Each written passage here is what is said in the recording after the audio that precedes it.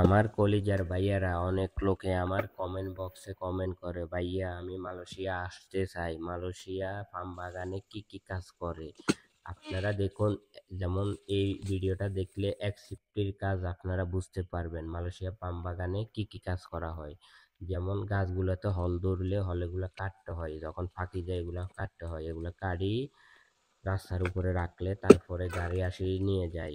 এই কাজে মাসে 1 থেকে 1.5 লাখ টাকা বেতন অনায়াসে কামানো যায়, কিন্তু কাজটা অনেক কষ্টকর, টাকাও কিন্তু অনেক বেশি।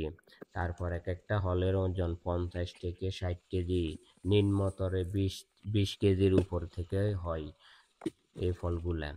যারা অবশ্যই আসবেন, অবশ্যই যারা কষ্টের কাজ করতে পারবেন তারা আসেন, কোনো অসুবিধা নাই। আমার ক্যামেরার সামনে যে লোকরে দেখতেছেন, এই লোক বাংলাদেশে আলেম ছিল, এখন মালয়েশিয়াতে আসি ফার্ম বাগানের কাজ করতেছে আমাদের সাথে। এই কখনো বাংলাদেশে কোনো কষ্ট